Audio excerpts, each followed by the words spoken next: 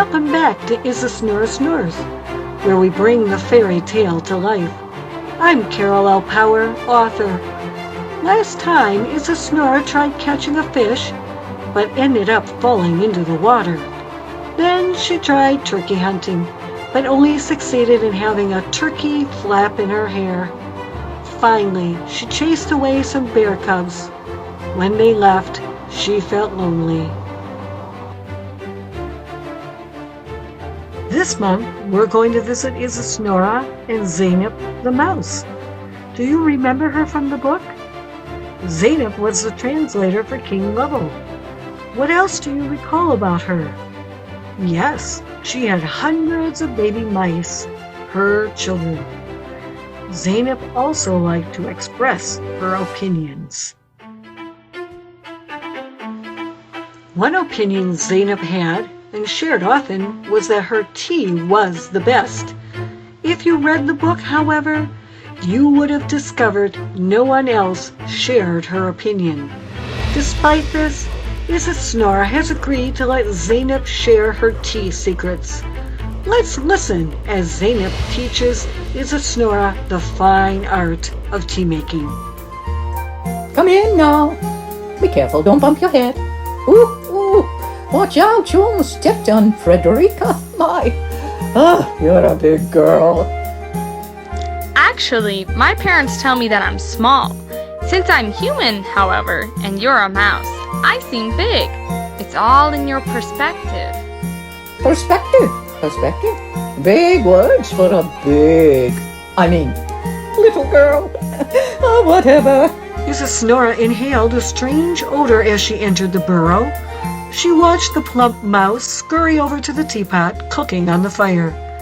Zeynip picked up a stick and dropped it into the teapot. Tea is not tea without a little woodsy taste. Oh, I thought you were going to teach me how to make your tea. Of course, but I thought we would have a cup before we embarked upon our tea-making adventure. I have lots of chores to do. My parents expect me to be back soon.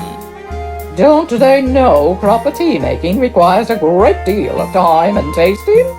I expect to make and taste at least 20 batches today. 20 batches?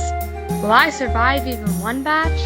She thought to herself, but said out loud, You have quite the house. It's rather large for a mouse. My husband, Mithra, God bless his wee soul, wanted only the best for me. He built this burrow to fit all our children. Do you know, you are the first human ever to visit here? I feel honored. You should. I don't let anyone down here. King Lovell has visited often. He likes to tell the children stories. Perhaps you could tell them a story as I prepare our next batch of tea. I thought you were going to teach me how to make your special tea. Of course. But I need to get the ingredients prepared. Have yourself a seat. Oh, watch out, you're almost out upon Thungrad. He's my youngest. Thungrad, get off that chair. Though the burrow was large for a mouse, Isasnora found herself crouching and bending low to sit on a wooden chair. Should I sit on the floor? Good gracious, no.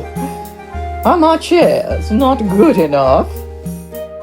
I'm afraid I'm gonna break it. Mithril, oh God rest his wee soul, built all the furniture here.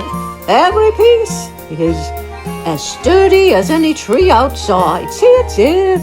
I'm going outside to gather grass for grass tea. Children, come out. Isasnora will tell you a story while I gather ingredients. With Zeynip gone, the children scurried all over Isasnora. Get off my head! Ouch! Who's in my ear? My toes are not for nibbling. Zeynip, help! Children, get off Isasnora. She's a guest. How can she tell you a story when you're crawling all over her hair and face? In my ears. Ears? Oh, I told you children to stay out of ears. Naughty children. Go back to your rooms. no sorry. Ever since Mytho God rest his wee soul passed, I have all I can do to control these children. Good thing I managed to gather grass for our grass tea. Oh, but let me get you a cup from the kettle. I think it will settle your nerves. Isasnora was not sure it would settle anything, but drinking Zeynip's tea had to be better than hundreds of mice swarming over her. Zeynip poured the brown liquid into a thimble-sized cup and handed it to Isasnora. Drink it slowly. There is not only the fine art of tea making, but the fine art of tea drinking, which requires slow, thoughtful sips. My parents will worry if I don't get back soon. Oh, did you not tell them you are making tea with me? Did you not tell them it takes all day? I told them we were making tea. They thought, however, that since you're a mouse, that it would not take very long. Oh, what is that supposed to mean? What should she say to the mouse? Isasnora wondered. She was saved from answering because Humble Dumple yelled down the hole. Isasnora! Are you down there? Your parents need you home now! Oh, that dragon. Oh, he's very untidy and rude. He's my friend. Of course he's your friend. When you're exiled into the forest, you can't be choosy about your friends. Oh, but his cave is despicable. Isasnora's knees creaked as she stood up from the tiny chair. Thank you, Zeynip, for your tea. I had a mostly wonderful time. I hope you come again and plan to stay the entire day. The fine art of tea making requires lots of time, even for a mouse. Goodbye, Zeynip. Goodbye, Zeynip's children. Sorry, Frederica, for almost stepping on you. Sorry, Thancred, for nearly sitting on you. Isasnora climbed out of the burrow and breathed in the fresh forest air. Humble had disappeared.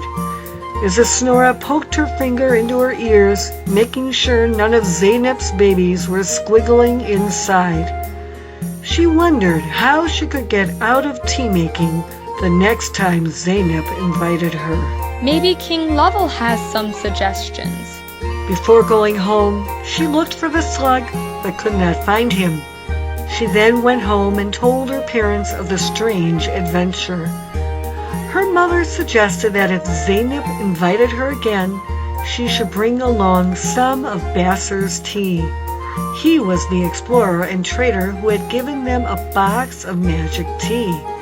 It was magical because it was delicious and never ran out. Her father told her to wear a cap over her ears to keep the baby mice out. That night, Isasnora dreamt of mice carrying her away.